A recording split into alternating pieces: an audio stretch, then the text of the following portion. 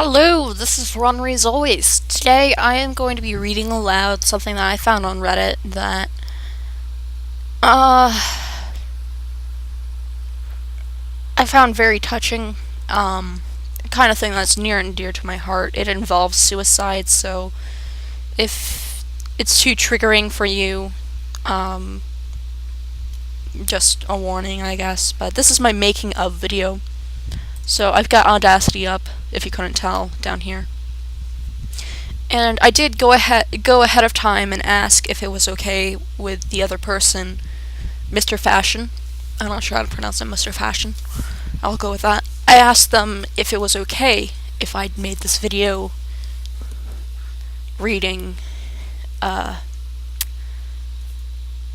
story because, it's a very emotional tale and you should understand what I'm talking about. Anyway, let me get to reading. I'll probably tear up several times. I might start crying right out at some point, in which case I'll have to stop again. But I'm going to be recording using Audacity because I'm going to be making this into a project. So this is my making of video. It will be posted after the video of the reading by itself. Anyway, let's get started.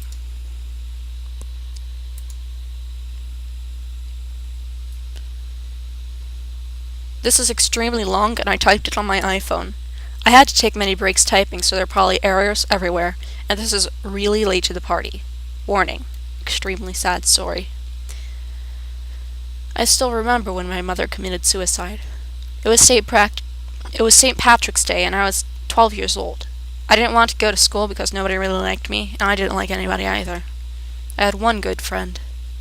My dad worked away from home and came home for monthly periods. He was gone 3/4 of the year, and he and my mother called each other every day. I'm talking for 10 to 15 years here. My mom loved us, though, and if we really wanted, she'd let me get away with being sick. My dad, away at the time, didn't like that I was staying home. I didn't want to get my mother in trouble, however, so I suffered through the jerks at school. I got pinched a bit until the teacher gave me a sticker. When I got home, I was really happy because it meant I would get to watch TV or read. When I opened the door with my little brother, nobody said, "How was your day?" Nobody came to the door. I walked into the living room and I saw my mother on the couch with a blanket on her stuffed animals. "Maybe she's just sleeping," my 9-year-old brother said. My mother slept a lot and took sleeping pills when she couldn't fall asleep at night. "No," I responded, "she's dead." I then checked her pulse to be sure. My brother at this point was really sad. We were in shock because the only death we had ever seen was our golden retriever, Frosty. My memory of what was said is a bit vague. I'm not sure if he cried. I'm not sure if he said anything. All I know is no one was sitting down. My brother just standing in shock and me doing the same until I turned around and saw the note. How we didn't see it walking in the room astonished me. How we didn't see it walking in the room is astonishing. In the middle of the note, she said things about how she loves us, Grandpa and Grandma, loves her husband and her sister, but the real part still holds on to me to this very day. Mommy is very sick. I think she wrote something about how she loves us and didn't want us to go to rehab. Now, before I can go further, I have to explain the background. Why does this part kill me? My mother was bipolar. My mother was bipolar. She had been struggling with depression for years, got on medication and was doing okay. Until she got migraines. Very bad migraines. I knew the pain she was going through.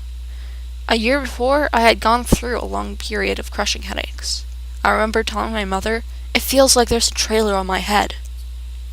To this day, I still regard those headaches as the worst pain in my life.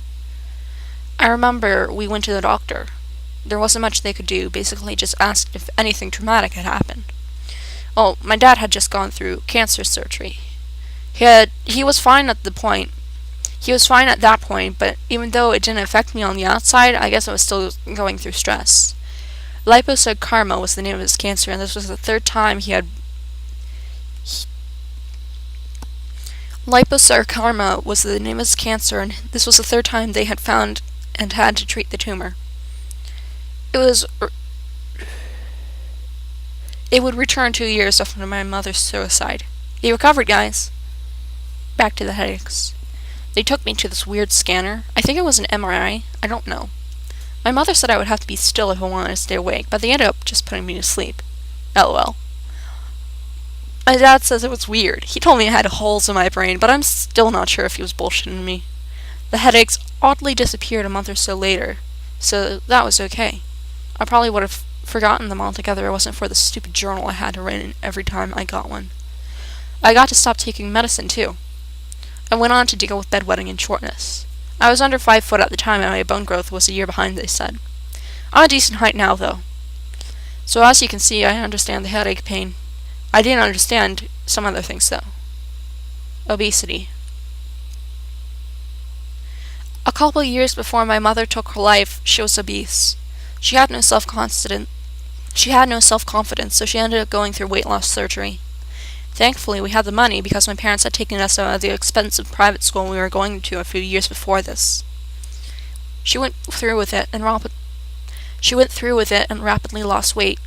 However, there were still problems. She couldn't eat like she used to. She had never thrown up in her life. And suddenly, she was running sick to the bathroom after eating. She still wanted to eat. I remember many nights where she would get up at 12 or 1 a.m. and walk to the fridge and eat cereal. I didn't dare wake her up. She was mean in her sleep.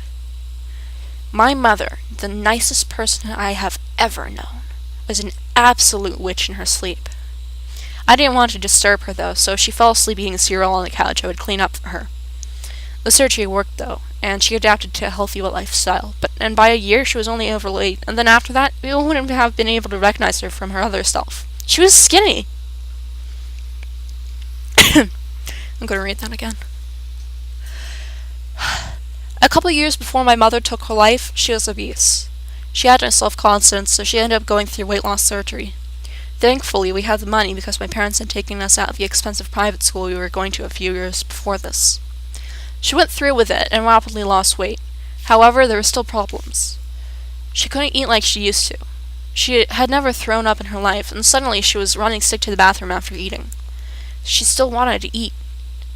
I remember many nights where she would get up at 12 or 1 a.m. and walk to the fridge and eat cereal.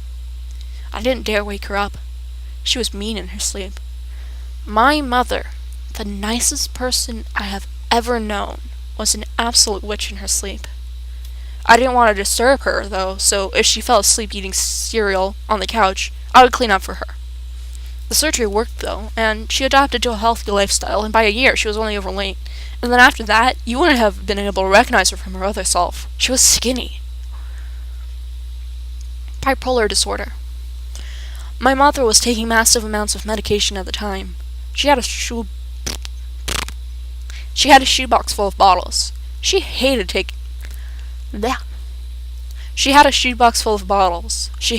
them, but suffered through it because she loved us and our family. I swear, if anyone in the comments says she took the easy way out, they can explain how giving up her social life to take care of 3 kids is taking the easy way out. They can explain how suffering through the day alone with her husband gone and with a crashing headache is taking the easy way out. They can explain why taking pills every day thinking, I can just end it now, but holding on because she loved us is the easy way out. She needed help. She didn't like medication. ECT. Electrocompulsive therapy, if you're wondering. My mother started taking ECT to deal with her depression. Her therapist had recommended it as a last resort. I remember Grandma and Grandpa watching us go to school because she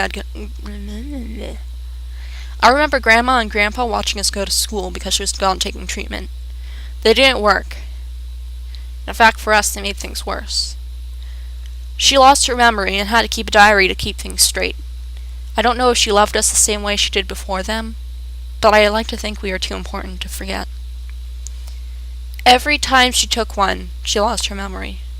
They were supposed to come back, and they did, but vague, with pieces of the puzzle missing. They were supposed to come back, and they did, but vague, with pieces of the puzzle missing. I remember crying one night because I knew Mommy was going to lose her memory again. Hoarding. My mom liked to sell on eBay, and she took the time of going. My mom liked to sell on eBay, and she took the time of going to auctions, bidding on items, and selling them online. Maybe we'll get rich this time, she always said. My dad never complained. She had had gambling problems before until she conquered. She had had gambling problems before until she conquered those, and this was a much, much cheaper habit. A lot of times, though, her stuff didn't sell. She liked to collect books and records, and I have fond memories of. She liked to collect books and records, and I have fond memories of looking to see if the records were worth anything in some antique record book. Though they never were. The stuff began to pile up, and one day there was a whole. The stuff began to pile up, and one day there was a whole room full. It stayed in the room, though. She controlled it to an extent. I don't know what would have happened if she never took her life. Drinking. Until a few months before my mom took the pills, she began drinking. The first drink since before we were born. She got drunk. But only when we were at school. She was always sober when we got home. She was always sober when we were home. Hungover, but sober. She had alcohol in her room's bathroom. I pretended I didn't know, but I did. Parenting. I was always at home, no friends outside. My little brother was always at the neighbors, never home. One kid used to bother me, but he hung out with the wrong people, so I avoided him a lot. 2 years later, he started smoking pot later and doing stupid stuff. Not that that doesn't mean pot is bad necessarily, just not for me. My older brother at this time was 15. He was in that stage of rebellion, so sometimes my mom would get stressed out when he talked back. She never showed it, though. After her passing, my brother wrongly blamed himself.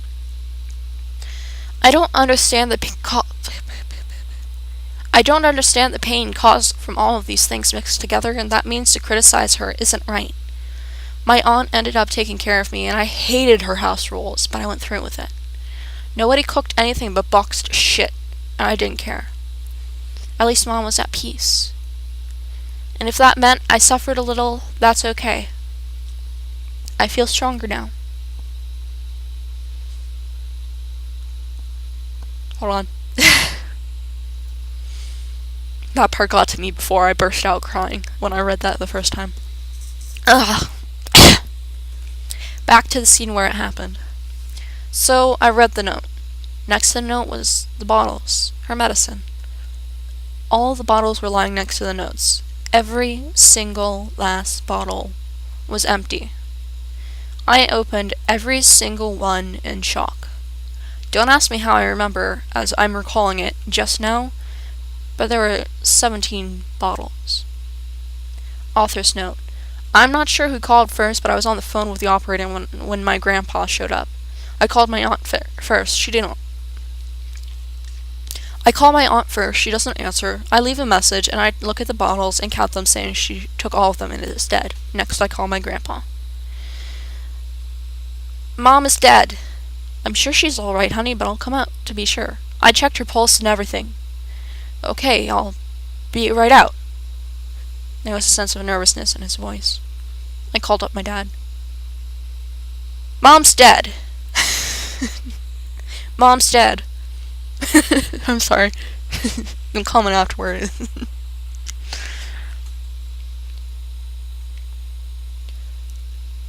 Mom's dead. Boy, way to let him know easily. What? Are you sure? Did you call 911? This is actually kind of weird. I was so in shock about it happening, I didn't even think about calling 911. I mean, I knew she was dead. What was the point? To get rid of the body. To get rid of the body, dumbass. To get rid of the body, dumbass. So I called 911. She asked what the problem was. I said, my mom is dead. I checked her pulse. She asked if I had a defibrillator. She asked if I had a defibrillator. Defibrillator. She asked if I had a defibrillator. I didn't know what that was, so I said no. She asked where I live. I told her, and this is vague, but she asked me to stay on the line and ask what her age was. I didn't know, so I guessed, and I said a year younger than what it actually was. Even after your death, I was complimenting you, Mom.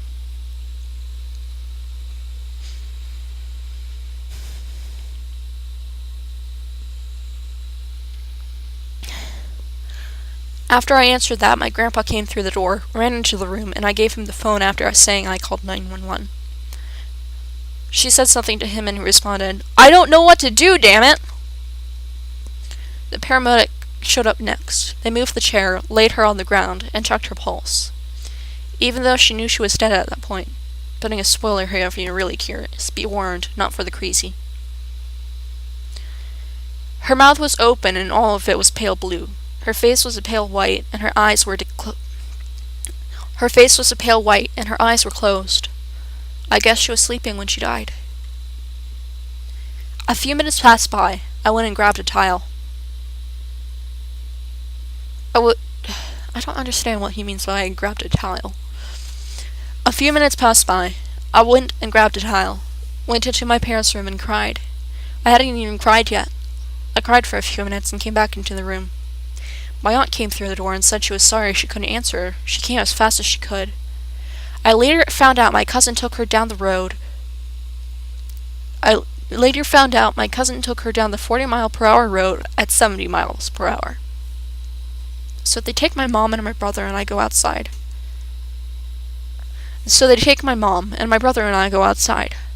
Our neighbor came and sat down and talked with us. He heard of the ambulance. I think that was some of the most genuine kindness I have ever received. I had never spoken to him before. After that, we came to our aunt, who was in tears, and drives us home. When we get home, she tells us in tears, "I'm sorry I'm always the bearer of bad news, but your mother is dead. Your father took a plane ticket. He'll be home by tonight." He was home in 5 hours. He was home in like 5 hours. Crazy. My older brother got picked up and told his mother was dead. My dad came home. He just cleaned. All my dad was clean that night, and I felt so upset. It was my fault, I thought. We were passed between my father and my aunt. I gave up God. My older brother just found him again, but I haven't.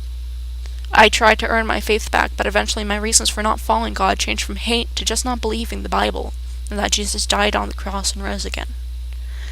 I just don't believe that happened, and it took my mother passing to come to terms with it. My grades never slipped. My class all signed a book for me and a football for my little brother. My older brother in high school got a bunch of gift cards. The whole class knew before I was even at school. It spread like wildfire. People were saying, "Sorry for your loss," when they had never given me the time of day.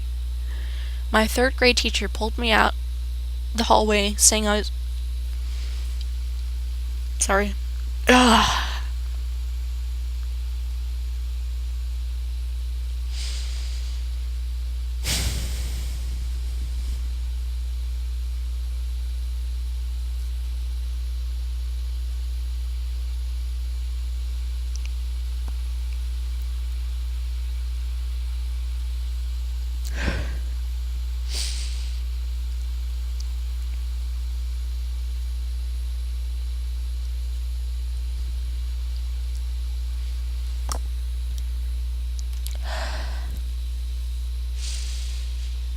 My 3rd... Hold on. La la la la la la la. My 3rd grade teacher pulled me out the hallway My 3rd grade teacher pulled me out into the hallway saying I was really brave for going to school the day after. I jumped into depression. I hated my life and contemplated suicide. I didn't want to do it though because I knew my mother held on, so I should too. I woke up. Life isn't about you. My self-confidence after that dark period skyrocketed. And by the next year, I had a few friends, and the next 5, and then, like, 10. I enjoyed going to school. I got smarter, too. I was always first in class, but I learned more. I started helping other students with their homework and stopped correcting the teacher.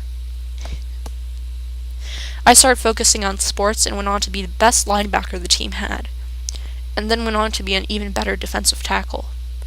I saved us the game many times, and I felt useful. I grew stronger.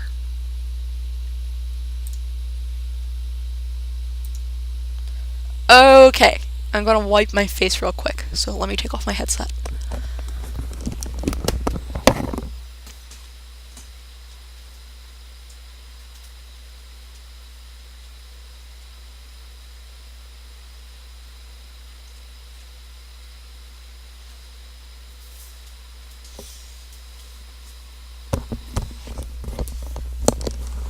Okay, I'm back.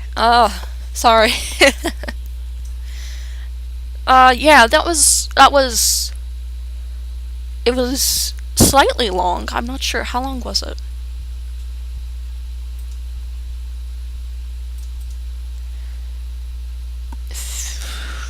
It was about 19 minutes total, but I'm gonna edit it and then I'll make it shorter. Yeah. So that involves me listening to it again. This is gonna be a long video. I'm gonna stop it now because this is a video that's pretty long already. You can see this in a minute. I mean, see the rest in a minute because I'm gonna upload a second video. I'm babbling now. Okay, this is Ronry as always. See you in the next video. Bye.